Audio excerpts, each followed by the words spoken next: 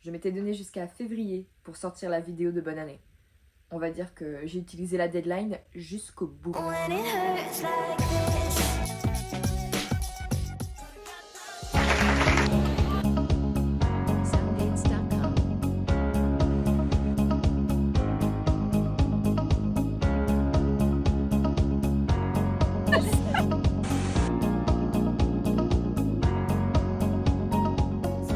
Que je refais cette vidéo à cause de l'éclairage et tout ça, faut vraiment que je m'achète une vraie caméra. Bonne année. Enfin, c'est difficile de refaire 3 fois une vidéo avec la même énergie. C'est parti et action. Donc je vais vous parler dans cette vidéo de mon année 2023, les malheurs de Léa, partie 2. Non, en vrai ça va, c'était pas trop les malheurs, ou alors de toute façon vous les avez vus dans mes vlogs. Je vais vous raconter un petit peu les petits tournants de cette année 2023 qui a été assez décisionnaire, et bah mes bonnes résolutions, on va dire. Même si bonnes résolutions j'aime pas trop, je préfère dire mes objectifs. Donc c'est parti pour ce blabla sur ma life. Je vous ai demandé sur les réseaux de me poser des questions. Je vais y répondre. La première question c'était ce dont je suis la plus fière, et on va commencer donc par l'acting. Je suis très fière parce que je me suis enfin lancée dans un projet qui m'attire depuis des années. Depuis que je suis au collège, l'acting c'est quelque chose qui m'a toujours intéressée et j'ai toujours eu peur de le dire. Je faisais du théâtre et ce que j'aimais c'était ça, c'était interpréter des rôles, la représentation, le track, tout ça c'était quelque chose que j'aimais énormément. Donc quand j'étais au collège,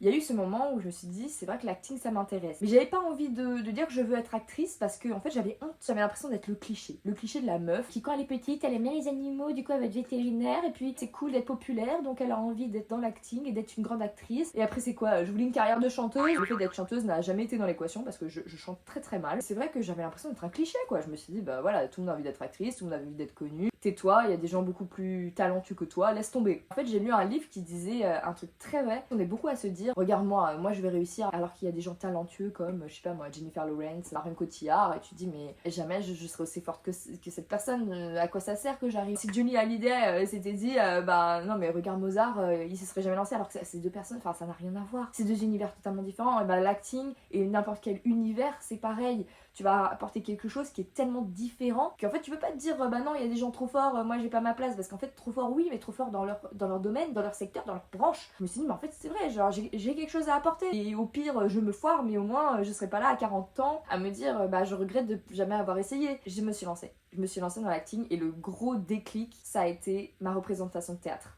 Ma représentation de théâtre m'a vraiment libérée de cette peur que j'avais d'être la plus nulle. En fait, j'avais cette angoisse quand j'allais au théâtre, mais en fait, j'ai pas ma place parce que je suis trop nulle en fait. Les autres sont tellement de talent, moi à côté, je suis vraiment mais ridicule. Je m'en sentais tellement inférieure aux autres, j'osais pas. Et quand je suis arrivée à ma représentation de théâtre, il y avait plein de gens qui me connaissaient pas. Je me suis lâchée, j'ai tout donné. C'est la première fois, je pense, où j'avais pas l'impression de vouloir prouver quelque chose. Je voulais vraiment juste jouer parce que c'était un plaisir. J'ai lâché toute l'énergie que j'avais et à la fin, bah, on m'a applaudi tellement fort. On est venu me voir à la fin, des gens que je connaissais pas, qui travaillent dans l'univers du spectacle et qui m'ont dit mais continue là-dedans, tu as un truc, tu dégages quelque chose, lâche pas, fais des castings. Et quelque part, il y a quelque chose de triste là-dedans, c'est que de moi-même, je pense que je l'aurais jamais fait, je me serais toujours dit que j'étais trop nulle. Et en fait, ça a été un déclic parce que bah, j'ai eu un peu la vision d'autres gens, d'autres personnes qui peuvent me voir d'un côté extérieur, sans mes peurs, sans mon manque de confiance en moi. Je me suis enfin sentie légitime d'essayer. Donc, alors on dirait, non je pleure pas, hein, c'est juste que mes cils ils sont en train de se coller entre eux. J'ai postulé, j'ai fait beaucoup de castings pour des films d'horreur, pour des films d'amour. Ce qui m'a mis une claque aussi, c'est les cours Florent. En fait c'est un stage où si tu as réussi, ils estiment que tu as le potentiel, tu peux t'inscrire au cours Florent pour les 2 années à venir. L'année qui vient, l'année scolaire ou l'année encore d'après, et après il faut refaire un test. Et j'ai choisi l'option cinéma. J'aurais pu choisir l'option théâtre et cinéma, mais je sais pas, j'avais envie de me mettre en difficulté et c'est surtout que je me dis, là où je vais apprendre, c'est vraiment le cinéma. Et ça a été super dur. Le truc de je mérite pas d'être là, je suis pas assez bien, je suis trop nulle, les autres sont meilleurs, c'était ça fois 1000. En plus, le théâtre, c'est quelque chose où encore, je trouve que j'ai quand même des capacités. Mais alors là, le cinéma, enfin, c'est pas, je vais pas dire l'opposé du théâtre, mais une caméra qui est très centrée sur toi. Et moi, vous voyez mes vidéos, vous voyez comment je bouge dans tous les sens. Ça se voit que je respire le théâtre à travers un écran.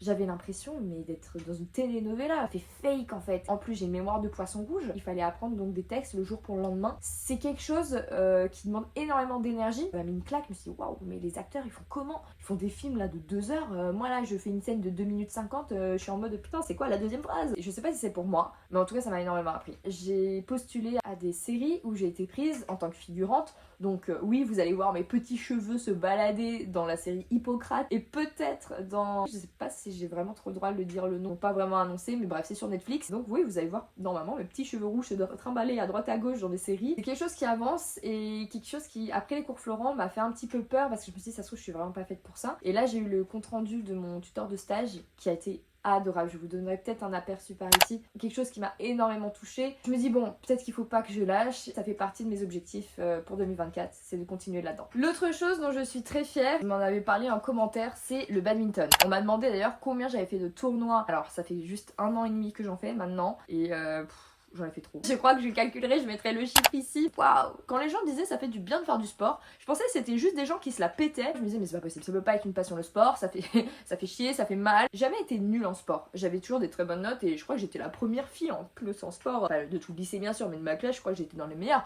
Et pourtant j'avais pas cet attrait particulier pour le sport parce que j'avais toujours un cardio mais de merde, un cardio de bébé phoque comme je dis au badminton. Ça fait du coup 1 an et demi que je me suis dit bon alors là le badminton, je sais pas, j'ai envie de progresser. J'étais passée d'un truc où j'y allais, une fois toutes les 4 lunes. Dès que j'avais un truc de prévu, j'y allais pas. À un moment où je n'allais plus en soirée pour aller au badminton. Où je ne vais plus me bourrer la gueule en boîte parce que le lendemain j'ai tournoi. Il y a un cap qui s'est passé dans ma vie, je n'ai pas vu la transition s'effectuer. C'est pas un tournant genre un petit virage, hein. C'est un tournant, on a changé de pays là. Quand tu as pas trouvé le sport qui te correspond, à chaque fois que tu entends ça, tu te dis oui, c'est facile à dire, nouvelle année, on fait du sport. Et en fait vraiment, je vous conseille de trouver un sport que vous aimez parce que c'est incroyable. En termes de confiance en soi, mais c'est incroyable. Le badminton, ça n'a pas manqué au devoir de toutes mes activités. J'avais l'impression d'être la plus nulle, d'être une merde, que j'avais pas ma place et tout ça. Enfin, c'est toujours la même galère. Avec le recul, j'essaie de me le dire et je vais me féliciter ici parce que je me félicite jamais. J'ai gagné des tournois. Je sais plus combien j'en ai gagné, mais je vous mettrai le chiffre ici. Avec des partenaires, donc je gagnais jamais seule, hein, mais je me suis vue progresser, avoir de moins en moins de mal sur le terrain. C'est quelque chose de tellement concret. De toute façon, je ferai une vidéo entière sur le badminton, enfin sur le sport en général, parce que je trouve que c'est quelque chose de très important. Donc voilà. Si je peux vous donner un conseil pour cette année, trouvez-vous un sport qui vous passionne. Ensuite, on va passer à un chapitre qui vous a beaucoup intéressé, c'est l'amour. Parce que vous m'avez demandé, est-ce que t'es en couple? Est-ce que si? Est-ce que ça? Je sais que l'amour, c'est un sujet qui vous a toujours bien intéressé sur ma chaîne, et c'est normal. Bon.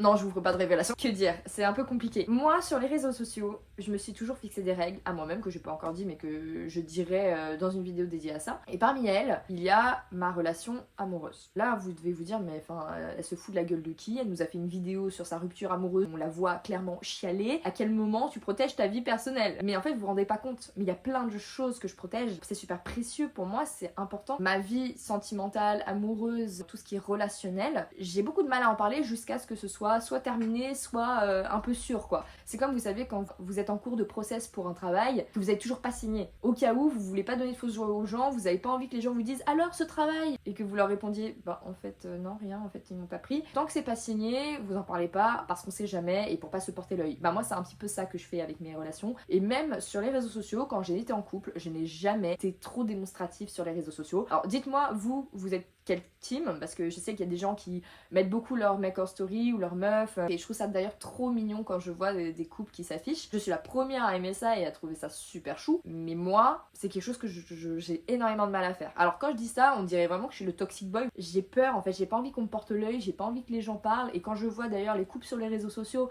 ce qui se prennent dans la gueule, mais enfin même les gens ils essayent de savoir ah oui il sort pas avec telle personne, je crois que je les ai vus ensemble et maman oh ils vont pas ensemble et en fait les gens ils donnent trop leur avis, donc c'est quelque chose dont je ne vous ai jamais explicitement parlé. Je vous ai dit que j'étais célibataire, c'est vrai. Là cette année j'ai enfin eu un peu de l'attirance pour des personnes. Plutôt je vais dire de l'intérêt parce que l'attirance ce serait pas vraiment ça. Comme je vous ai expliqué dans mes vidéos, je ne suis pas du tout attirée par un physique et je veux pas faire la meuf alors moi le physique je m'en fous, moi c'est que la personnalité, je suis trop différente. Non, je dis pas que je suis différente. Je n'ai jamais été attirée en premier par un physique. Ce qui m'attire énormément, la répartie, l'intelligence, de me piquer, enfin c'est une façon d'être, c'est un peu une vibe, je saurais même pas comment décrire. Il y a des personnes qui m'ont attirée. J'ai de l'intérêt pour des gens que je vois, leur éloquence, je me dis waouh, Il y a des gens qui ont une éloquence incroyable sur les réseaux sociaux. Oui, cette année, enfin, je m'ouvre à l'opportunité et la volonté de me poser. J'ai toujours voulu me poser, j'ai jamais voulu de coup d'un soir ni rien. Donc en amour, on va dire que c'est quelque chose qui s'est un peu bougé aussi de mon côté. Ça fait du bien d'avoir enfin une vidéo où j'ai pas une rupture amoureuse dans les pattes, une rupture amicale qui traîne. C'était enfin une année calme. C'était juste une bonne année en fait. Et ça a l'air horrible de dire que pour une fois l'année était bonne, mais c'est clair. Les voyages, il faut savoir, et je vais être totalement honnête, ça n'a jamais été mon objectif de vie. Parce qu'il y en a beaucoup qui aiment voyager, ou quand on dit c'est quoi les choses que tu voudrais faire dans ta vie, c'est faire le tour du monde. Et en fait j'ai toujours eu honte de le dire parce que ça fait un peu meuf ennuyeuse, mais je vais l'assumer totalement, ce rôle de meuf ennuyeuse. Je m'en fous de faire le tour du monde. J'aime voyager, bien sûr. Tous les voyages que j'ai fait, c'était avec plaisir et ça m'a fait kiffer. Avec le recul, c'est vrai, je me dis ça aurait été con de mourir sans avoir été là-bas. Mais c'est pas un manque, je veux dire si je voyage pas pendant un an, c'est pas un drame. Et cette année, je me suis un peu bougé les fesses et j'ai quand même pas mal voyagé. Et surtout un voyage qui m'a beaucoup marqué, c'est le Vietnam. Ma grand-mère est vietnamienne et mes grands-parents ont toujours voulu m'emmener au Vietnam. Et j'ai jamais pris le temps. Vous le voyez dans la vidéo, dans mon vlog sur le Vietnam, je vous en parle. Du fait que mon grand-père est décédé et j'ai jamais pu aller au Vietnam avec lui alors qu'il me l'avait, enfin ils m'en parlaient tout le temps. J'ai pris une grosse claque et je me suis dit putain mais faut arrêter de tout remettre à demain. Donc enfin je suis partie au Vietnam avec ma famille, on est parti 2 semaines et c'était trop bien. On a vu vraiment le côté très typique parce que bah forcément ma grand-mère est vietnamienne, donc ma grand-mère vous verrez sur le vlog une grande star, tout le monde la connaît, tout le monde l'appelle. Il faut savoir qu'elle a une vie incroyable, c'est que tous les ans pendant 6 mois elle va au Vietnam, c'est vraiment une... Et j'ai rencontré donc toutes les personnes qu'elle connaissait. Elle a pas de famille là-bas mais elle a tout plein d'amis, c'est comme sa famille. Bon ils m'ont quand même dit qu'il fallait que j'enlève mes cheveux rouges parce que c'était bizarre. Le seul regret que j'ai c'est d'y être allée trop tard. Donc c'est pour ça que je vous dis, si vous dites aux gens ouais un jour on fera ça, un jour on ira, t'inquiète, prenez le temps de faire ces choses là parce que vous les regretterez pas. Par contre les voyages c'est pas spécialement dans mes objectifs de l'année prochaine parce que pour vous dire c'est la hesse, j'ai tellement mis d'argent dans les voyages, j'ai plus une thune. Si en plus je vais mettre de l'argent dans mes vidéos TikTok, YouTube et tout, ah là là là là là, c'est une année de la ruine. Gagner en visibilité sur les réseaux sociaux, faire que mon travail il paye. Ah oui, le lâcher prise, ça c'est quelque chose dont j'ai pas parlé. Le lâcher prise c'est vraiment un de mes objectifs de l'année prochaine, d'arrêter de stresser, de dire que je suis la plus nulle, que je veux dire que j'ai pas ma place, le stress horrible que j'ai de dire et cette meuf elle m'aime pas et lui il parle sur moi et ça c'est en fait ça me rappelle le collège et ça m'insupporte, j'en peux plus, je m'inquiéter du fait que les gens ne m'aiment pas, que les gens parlent sur moi, parce que les gens parleront sur moi, les gens se foutent de ma gueule, mais c'est sûr, je suis pas naïve, je sais très bien qu'il y a des gens qui m'aimaient pas, c'est sûr qu'il y a des gens qui sont tombés dessus, qui se sont foutus de ma gueule, qui ont dit que j'étais gênante. Quel cassos en fait de se montrer comme ça sur les réseaux. Donc là j'ai décidé que cette année ce serait l'année du lâcher prise, que j'arrête de m'inquiéter de qui m'aime pas parce que c'est leur dos et grand bien leur face qu'ils m'aiment pas parce que moi j'ai des gens qui m'aiment et ils sont incroyables, j'ai besoin de personne d'autre. Ça c'est le gros coup de gueule de cette...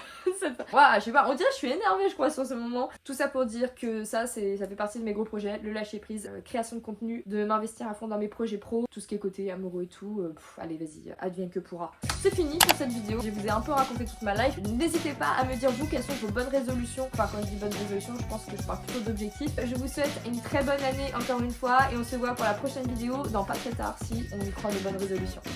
Ciao ciao.